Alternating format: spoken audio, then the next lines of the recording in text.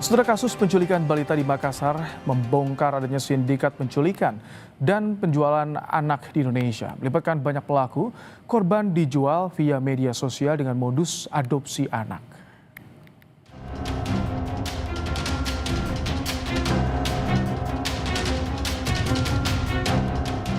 Kasus penculikan balita di Makassar menguak tabir adanya sindikat penculikan anak di Indonesia.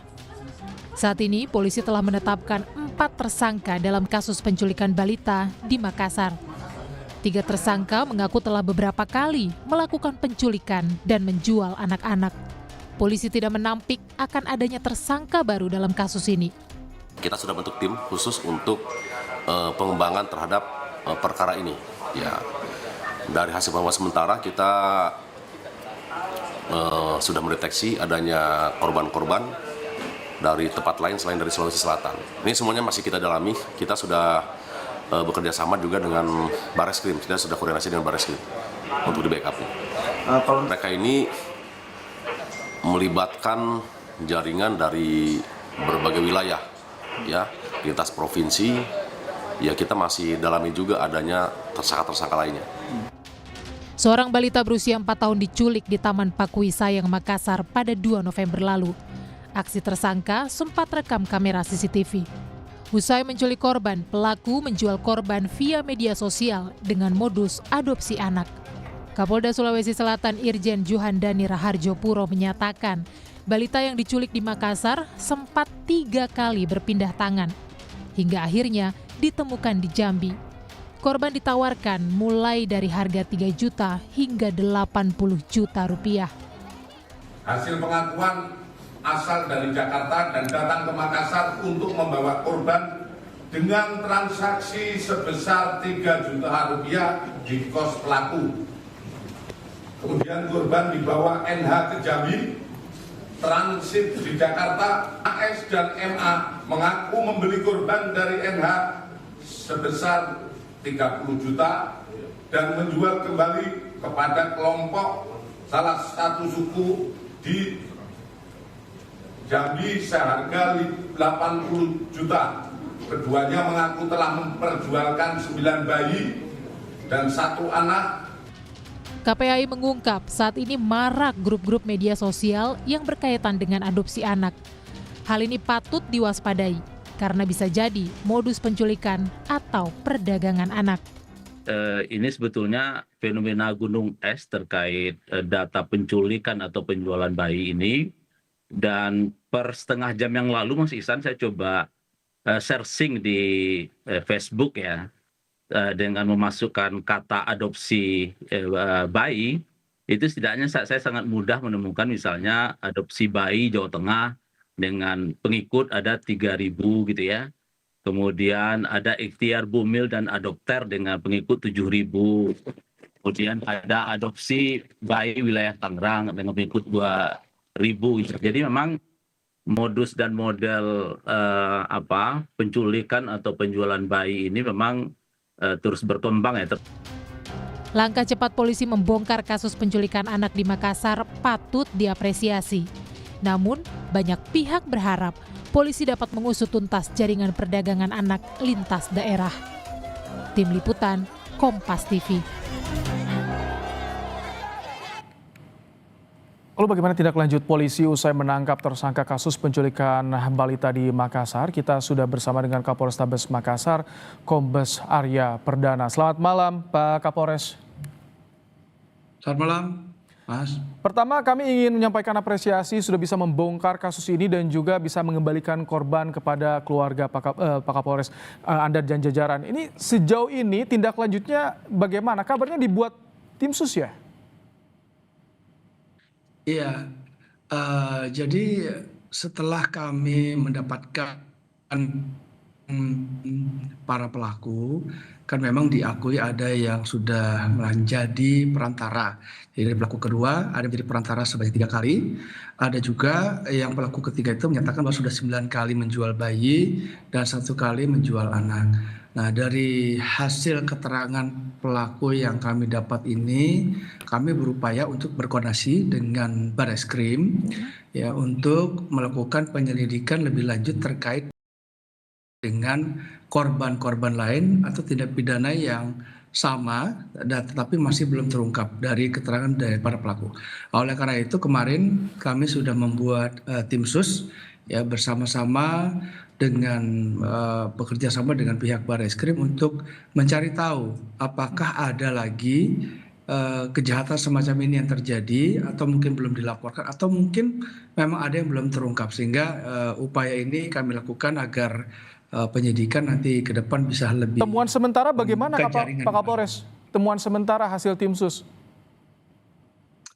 Hasil tim sus ya kami melihat ini ada kecenderungan bahwa jaringan TPPO ini itu tidak hanya di satu kota tetapi sudah lintas provinsi. Nah yang kami dalami juga itu dari akun-akun Facebook. Ya, akun-akun Facebook ini memang mereka menawarkan jasa untuk adopsi. Nah, ini kami masih dalami lagi apakah itu terkait dengan pihak-pihak di luar negeri atau hanya di dalam negeri. Ini masih melakukan searching masalah itu. Okay. Sampai ada yang mengaku 9 kali melakukan penjualan anak dan juga bayi. Bagaimana dilakukan di medsos? Tidak terjangkau patroli siber oleh polisi atau bagaimana ini bisa terjadi?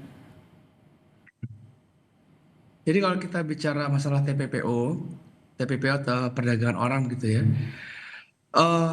penjualan anak ini tidak melulu anaknya diculik, tidak melulu. Artinya ada juga orang tua yang tidak ingin punya anak ya, misalnya married by accident gitu ya, terus punya anak, anaknya lalu dijual ke orang. Atau mungkin ada orang yang memang dalam kondisi ekonomi tertentu lalu menjual anaknya kepada seseorang. Nah ini melalui model-model semacam ini lalu hal tersebut dilakukan. Nah yang kami dalami adalah terutama yang masalah penculikan. Walaupun yang tadi juga itu orang tua ya atau mungkin pamannya atau kakeknya yang melakukan penjualan anak bayi terhadap pihak-pihak jaringan pelaku TPPO ini juga merupakan pelanggaran hukum yang cukup berat, ya sangat berat ya menurut saya. Okay. Jadi ini juga kita dalami. Ini kan yang kemarin di Makassar juga terjadi melalui media sosial dengan modusnya adopsi. Artinya ada kemungkinan bukan hanya 4 tersangka, bisa lebih dari itu, lebih banyak lagi. Dalam kasus ini 4 tersangkanya memang. Jadi rangkaiannya memang begitu. Jadi ini kan jaringan ya, namanya tindak pidana perdagangan orang itu adalah kejahatan transnasional terorganisir. Artinya memang mereka sudah terorganisir. Si penculik di awal itu memang sudah tahu dia harus menculik siapa dan dia harus memposting di mana dan dia sudah tahu pelanggan-pelanggannya siapa atau jaringannya siapa. Karena tidak mungkin mereka akan memposting di sembarang tempat. Pasti diposting sudah di akun tertentu yang mereka sudah tahu. Nah, itu satu.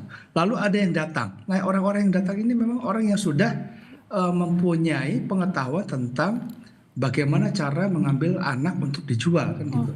Baru setelah itu diambil, dioper lagi ke tempat lain dan orang-orang yang menerima anak ini sebagai korban trafficking itu juga mereka adalah satu jaringan yang sudah terorganisir sampai ke klien yang terakhir. Pak Kapolres. Nah itu yang kami dalami untuk pelaku dari anak Bilqis ini 4 begitu ya. Pak Kapolres tadi Anda menyebut ada yang lainnya. Tadi Anda menyebut si pelaku ini sudah tahu siapa menculik siapa tugasnya. Artinya mereka sudah memonitor calon korbannya. Iya, artinya siapa calon korban itu, bagaimana kondisi korban. Misalnya siapa itu bukan namanya ya, bukan langsung pada orang kita, tapi siapa targetnya. Oh ini anak-anak yang tidak dalam pengawasan orang tua yang cukup, atau mungkin anak-anak yang mungkin berada di tempat ini mereka sudah melakukan survei sebelumnya, karena tidak mungkin tak langsung begitu diambil. Nah ini kondisinya mereka sudah melakukan perencanaan. Kalau Mas lihat itu kan di CCTV ada si pelaku membawa juga 2 orang. 2 orang, iya. Nah itu memang sudah direncanakan. Kenapa? Karena tidak mungkin dia bisa mengambil seorang korban kalau memang tidak dengan perencanaan yang matang, dan kalau mengambil secara paksa tentu anak akan bereaksi gitu, atau mungkin orang sekitar akan bereaksi, sehingga dipancing melalui anaknya sendiri untuk bermain lalu diajak untuk jalan gitu ya. Setelah sudah sampai di rumahnya baru dia melakukan aksinya. Oke. Baik, ini tadi kembali soal jika akarnya dari media sosial karena ada permintaan juga, ada yang menawarkan, sudah disisir untuk saat ini media sosial yang ada dugaan TPPO-nya. Ya, kami bekerja sama juga dengan Direktorat Cyber gitu ya, untuk melakukan penyisiran terhadap akun-akun yang berpotensi untuk melakukan penjualan orang khususnya anak gitu ya, dengan modus-modus tertentu. Nah, ini kalau masalah perdagangan orang kan modusnya tidak hanya adopsi tapi juga dengan modus-modus yang lain. Ada yang penipuan, ada juga yang dengan bujuk rayu, dengan pemaksaan. Itu modusnya banyak gitu ya. Tapi kami untuk patroli cybernya itu kami melakukan juga, tetapi memang terbatas karena kemampuannya, tetapi kerjasama dengan Direktorat Cyber. Oke, terakhir singkat, jadi untuk korban, berapa lagi korban yang saat ini diupayakan untuk bisa dikembalikan pada keluarganya? Apakah sudah ada catatannya Pak Kapolres?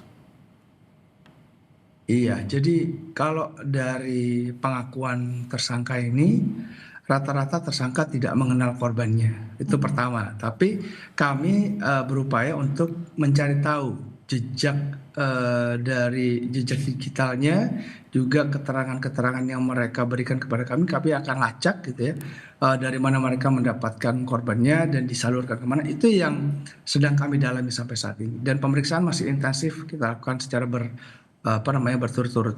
Baik, terima kasih Kapolrestabes Makassar, Kombes Arya Perdana telah menyampaikan informasi dan juga bergabung di program Kompas Malam hari ini. Saudara Menteri Keuangan